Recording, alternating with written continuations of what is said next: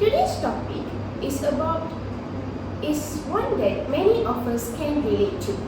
Is social media the end to face-to-face conversation?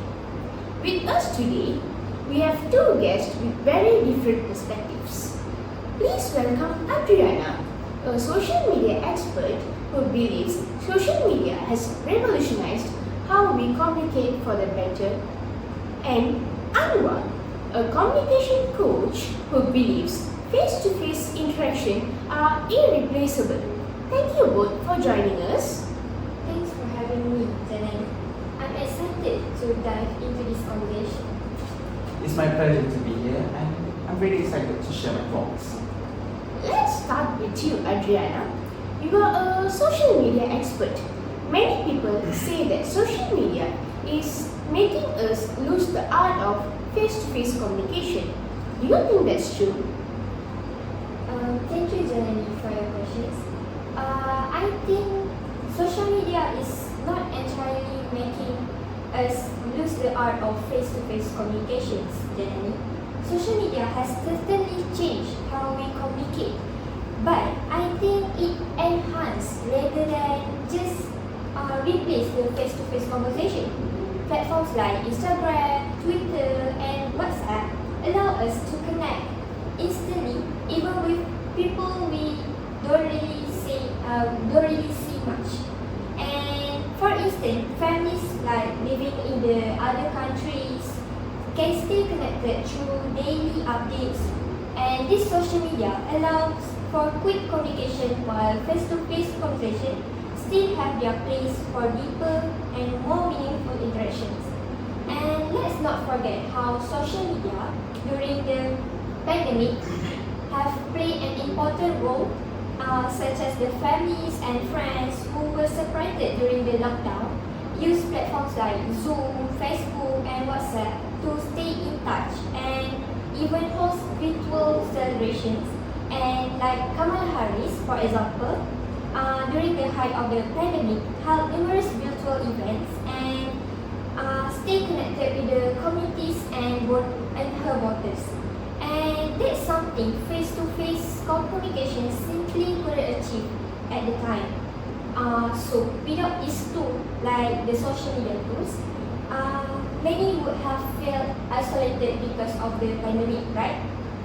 And so, yes, we might see that a shift might happen during the communication, but I don't believe we're losing out, but we're just evolving. Social media creates a space for important and sometimes life-changing during the conversation that wouldn't have happened otherwise. And of course, it's still up to us to balance with that face-to-face communications when appropriate. That's a very interesting point, Adriana. I also has experienced the lockdown time. I used to communicate with my cousins through Instagram's video call. So because I couldn't see them, I miss them a lot. So we usually will video call or chat using social media. So it's a very great platform during our pandemic time, and also we use some kind of social media for our studies. We did some online classes, we have some Zoom meetings, all that kind of thing through our social media. So it was very helpful for my education too. So, Anwar, what do you think about Adriana's argument?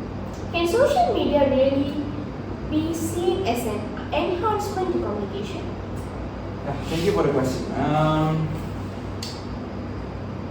For me, what Adriana wants to say is about social media that providing instant messaging cannot replicate the emotional connection and depth face-to-face communication, or in latest language we call it as a deep talk. So there's no more existence of it. It can lead to misunderstandings and encourage shallow interactions, such as likes and emojis, rather than full, meaningful conversation, as it relies on body language, tone, and facial expressions. So what I want to emphasize here is, in online communication or in hybrid communication, it's almost impossible for us to know and to see the the realization of anything, which is something like emotional. For example, you wouldn't know what kind of tone the speaker wants to say, your friends want to say, or maybe your parents want to say. For example, when they're giving advice, you just read it straight away, and you think like, oh, he or she is giving me the advice in a monotone. There is no ups and downs. So for example, when you get scolded by parents in reality, you know that, oh, they are serious about it. They are serious about it. They are scolding me. I need to humble myself. But in internet, no. Just read it straight away. And pretty much I could say majority of us, when you read online, you have no expression, you have no reflection, and you have nothing to say. Like if in reality you have something like the guilty feeling you have, but no, in online it's like nothing really happened. That's a fair point, Anwar. I also experienced that when I'm talking with my friend, chatting with my friend, they will send some laughing emojis, and I really can't tell that they are laughing or they are just pretending to laugh, because we cannot see their facial expression, so we are not really sure about what they are thinking and what they wanna convey us. So, Adriana, do you think that we might be losing something important by focusing more on social media and less on in-person communication? I do think that they are certainly trade-off, but I don't think that we're necessarily losing something. What Anwar said just now is true, that we cannot really tell about their emotions or what their facial expression is. But people can still have deep conversation and emotional conversation, for example, via video calls and voice messages, because we can tell their facial expression and their tone of voice during this kind of thing, which bring back of that face-to-face elements that Anwar had mentioned before. And honestly, not every interaction needs to be deep and meaningful to maintain the relationship. A quick checkup might be just enough to maintain the relationship, and even more on the personal level. Like I have a few friends that begin the friendship during the online, and whether through a shared interest in a hobby or professional connection, that eventually turned into a strong face-to-face relationship. And doing this like online relationship eventually turn into, like, when we are having face-to-face conversation, we feel like we have known each other for a long time, and people are finding communities they never would have encountered otherwise. And social media helps people to stay connected and even find each other across the distance. Yeah. What I really want to say is that there is a decline in face-to-face interaction when it comes to hybrid communication. As people are increasingly relying on quick check-ins and constant distractions, which is, for example, distraction we can say like the people will start to check the screen all the time, and which can hinder the benefits of genuine conversations and the ability to engage in meaningful conversation without continuous distractions. Which is when you are, I don't know what to say, when you are in online or hybrid communication, there's a lot of distractions. Okay, mainly when you are talking like right now. I bet it's almost impossible for a person to put the phone away.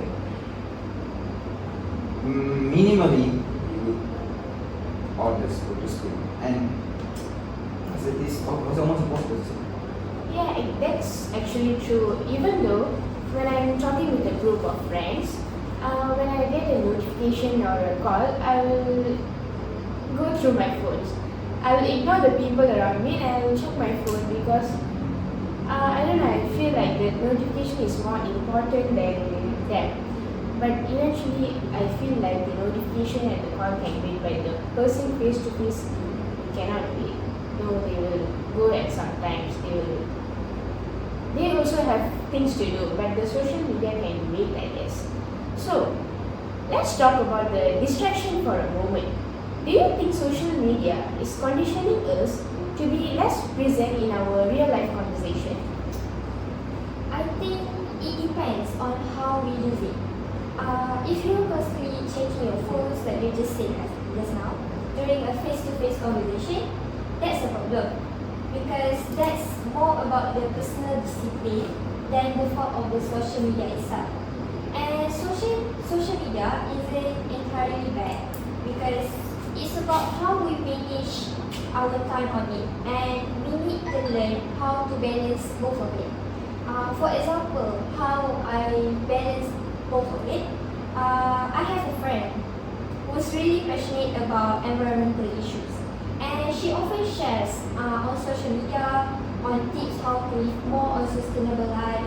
And one day I saw a post she made about an upcoming beach event, and that gave me a great opportunity to approach her and talk to her in person to have a deeper conversation and about her involvement in the initiative that she has been doing just now, right? And that conversation eventually led us to attending the event together, which strengthened our friendship. So we can see here that by doing just through online, we can have a deeper conversation and let us to stronger relationships before. That's how I balance both.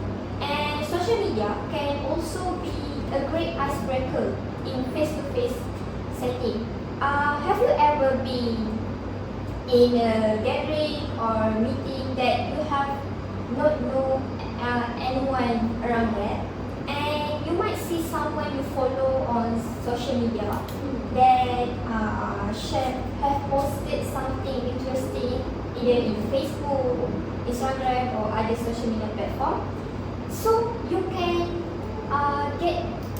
start the conversation by just saying something that they have posted before, and it just gives us points of connection, especially when we might not have met before or aren't close at all. So we can create a relationship by just saying that something they have posted before. Okay. For me, balance is the key, and that's what Adriana also emphasized to say. Balancing work and personal life is absolutely crucial, but many people fail to do so. For instance, we could see clearly in family dinner, in cafes, and what I said before, in a normal conversation, people will always glue their attention to this phone screen. Then it's almost impossible to detach it from them. And research shows that the average person checks their phone over 50 times a day. That's a lot. It could affect face-to-face conversations and detaching emotionally and mainly physical from those in front of them. Where, like what I said before, the point, what they want to convey cannot be achieved. The emotions, you cannot know, you cannot understand what they are going to say. For example, if I put a clear example, when Adriana saying about something or conversate about something, and I was just looking around and I was not giving attention to her, I will never know. If she asked me, I will never answer. I will never know. Maybe the answer will be, I think not, like that. And that's what we call the principle of exchange, which is phones right now is starting to decrease the relationship between each other. There's no need for us to go out meet each other, just open the phone. And like you say, well, if the relationship between human and phones are more connectable than human and human. So looks like I need to balance my life between social media, nursery, and conversation. And I also want to tell that social media is distracting our studies.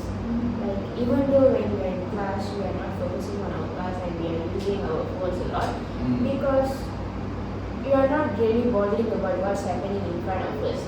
We just want to scroll the TikTok, Instagram, and a lot of kind of things so that we can. It's like our time pass. Like it's really important for us, and even if you're not using our phone for 5 minutes, I'll be like, oh my god, where is my phone? I need to check it. So that's really a bad thing, but I will start balancing my life. So it sounds like you both agree that balance is very necessary, but the question is, are people capable of striking that balance? Can we learn to use social media without letting it take over our real life interaction? So actually, I'm very interested in what I was saying just now, that research show that we checking our phone 50 times a day, and I believe we can like striking the balance to not let social media take over our life. It's about setting boundaries, I think. And for example, I have a personal rule where I don't use my phone during the dinner table, because that way I can like focus more on the people in front of me without any distraction. So I used to practice this a lot since I was little, because my mother would scold me if I was using my phone during the dinner table. And I think if we all set our own personal boundaries for when and how we use it, we can have the best of both worlds, like the real world and the technology world. And social media also helps maintain the relationship, especially when distance is a factor. If you take, for example, families or friends that are further away from us, like my cousin live on the other side of the world, and we can't meet face to face often. So social media allows us to share our like quick updates, our family gathering photos, to make sure we feel like we have not like missed out anything. And when we do eventually meet up in person, we feel like we haven't like we are not missing out anything. Like we have known each other, talk to each other every day. And for another example, I give another example. During my busy day at IPG, I have not meeting my high school friend often. So, but I can still connect with them through social media. One of my close friends and I send each other photos and also TikTok videos. Like we all know, like streaks just now.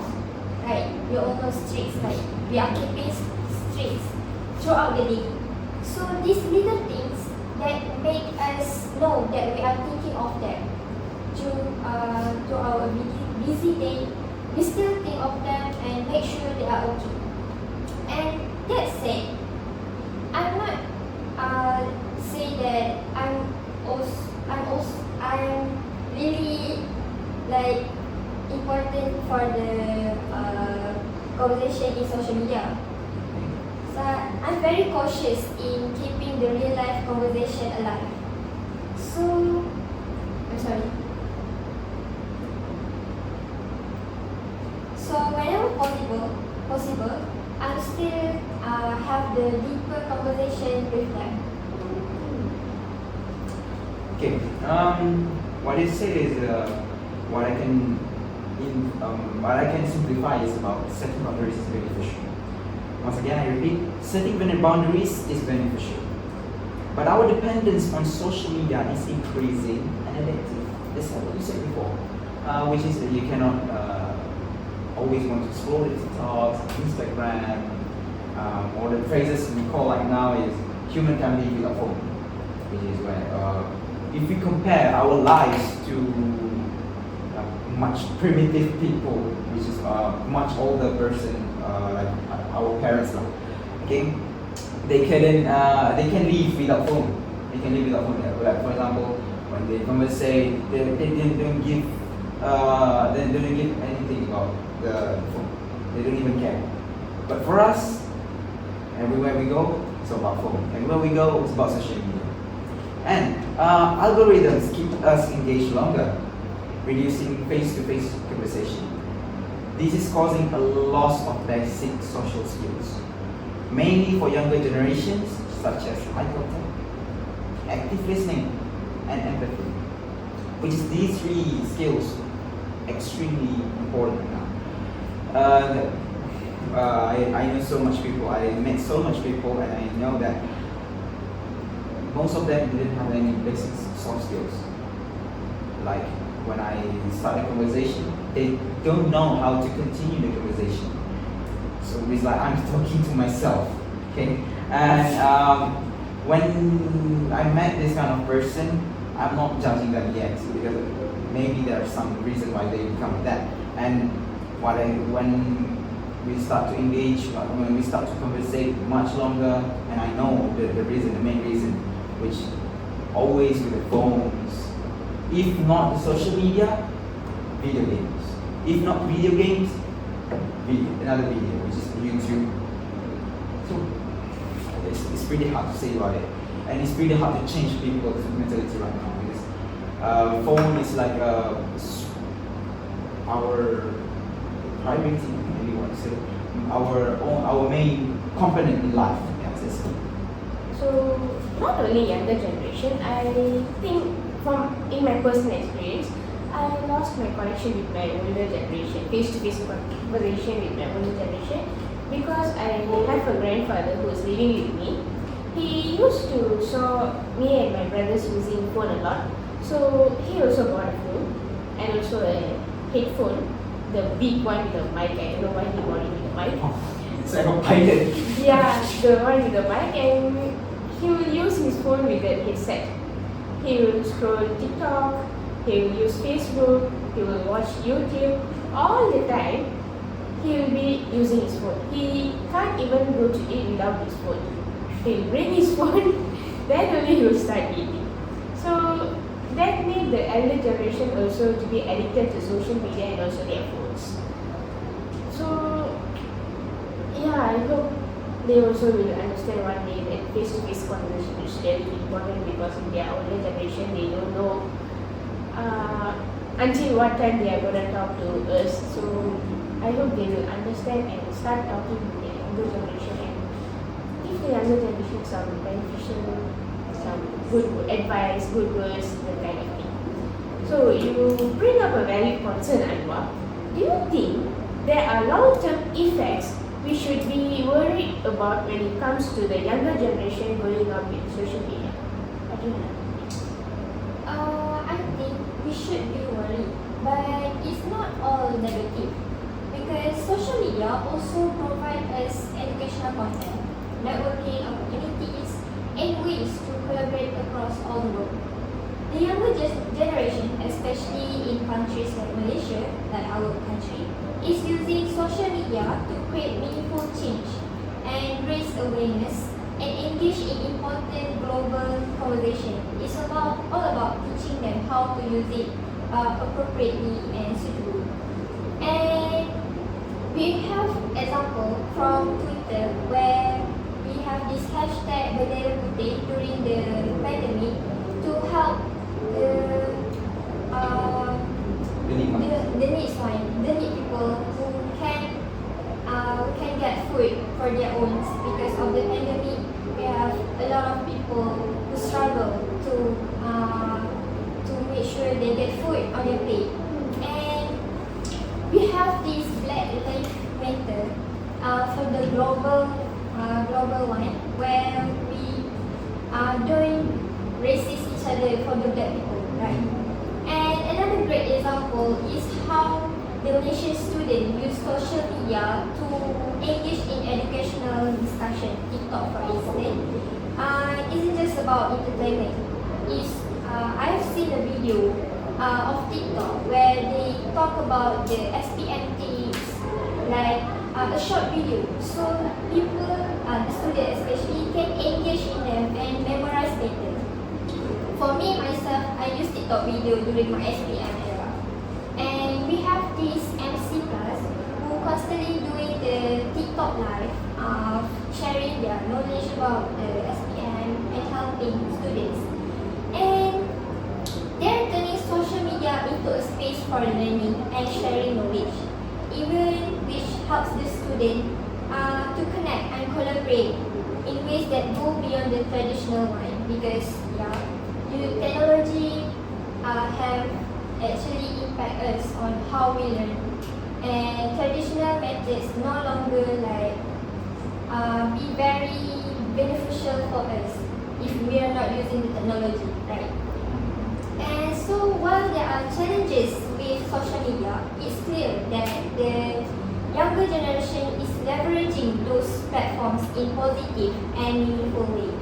It depends on how we use it and how the younger generation use it, so that they can take it in a positive way.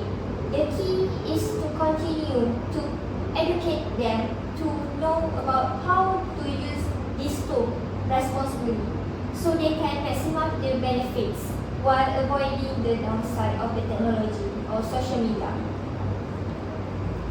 Okay. For me, it leads to difficulty for the generation, okay? Which is the hybrid communication of social media now leads to a difficulty for the new generation with real-world interpersonal skills, which is emphasizing the need for digital and social literacy, which is the dependence of them. They couldn't make anything independent. For example, when you are doing assignment, you couldn't stand with your own idea. You just need to open what? ChatGPT, always. And we have another tool with another AI, Copilot, and so on. So for me, those AIs, it helps us. But what I could say, the AI's level and our level is cannot comparable. It's uncomparable. So yeah, of course, AI can generate the ideas in a split second. But for us, our basic or fundamental ideas is super different with them, with the AI, with the artificial intelligence, which is with our own idea, perhaps we can make more innovations. Which the AI is always stick with the same boxes, which is no more innovations and inventions, especially no more. But for us, we can think much wider than it. So for me, the social media right now has made the dependence on the students or the people much higher. They will always think about social media. That's what I said before. And what you said before that, what you said, MC Plum, right? Yeah. Of course, there are pros and cons for social media, but it depends on the users and the users out there, the users, which is how they want to use the social media. If you want to make it for educational purposes, or you want to make it for just for fun purposes. Like there is a proof, which is MC Club have proven that they are able to bond thousands of students with a high IQ. So there's no need, there is no excuses for us to use social media for any fun purposes only. We can use it for education purposes. So I agree with you that it can be used for educational purposes. So recently I joined a Zoom meeting. It was conducted by a Japan person. He was talking about the importance of water and water. So there's a lot of students from different countries like Vietnam, Taiwan, and also Australia, all that kind of countries. There's a lot of students. There's also a lot of breakout rooms in the Zoom meeting so that we can join the breakout rooms and we can share our knowledge about water. So that's really educational and it helps us to connect with other country people also. So you both give a good point for this discussion. So let's move to the Q&A session. Pull me out of this. So for the Q&A session, from the audience, who wanna ask questions? I think I'll go first. Okay. Is social media really causing people to stop talking face to face? Well, social media does not really stop like having trouble stop us from having face-to-face conversation. But it's more like a new way to express our conversation. For example, we have video calls, right? Yeah. So it's a new way where we can interact with another person. It's just because of the distance, we might use the video calls to interact with each other. That's a great answer. Anyone else who wanna ask questions? I think I'll ask one question. Why do people prefer texting or using social media over meeting in person? Okay, I'll answer this one here. Alright. For me, in my opinion, it's because it's all about timing. Okay. People prefer to have a texting one because by texting you can consume your energy, your time, and maybe your money sometimes for some reason. And for me, a lot of people prefer for texting because they didn't prefer face to face, especially for the introvert person. Yes. So anyone else? Yes. Do people lose social skills because of social media? Let me answer that. That's definitely a concern about that. But I don't think people are losing the social skill itself. Because if someone relies too much on the social media and avoid the face-to-face communication, they might struggle with the reading the body language and picking up the cues when talking to another person, right? So it's about balance, like I said before. People still need the real life practice, like having the real conversation. That's all. It's all about balance. Any other questions? Yes, I do have a question. Can social media improve communication rather than harm it? Absolutely yes. Yes. It can improve. For example, just like before, it's about timing. You can consume your energy, your timing, your vehicle, your money also. And of course, when talking about social media, you can interact with much more people, which is for example, like you can conversate with other people from the other countries, but the main problem is limited of connection of interactions, which the interactions, for example, like emotion and physical interactions. So lastly, one last question. Who wanna ask it? And I'll try to answer it. Yeah, how can we make sure social media doesn't replace face-to-face conversation? In my point of view, it's all about creating the balance. We can enjoy the convenience of social media, but we should also make time for face-to-face and in real person connection. Maybe set limits on screen time or tech-free moments with friends and family. So I think that's it from us. Thank you.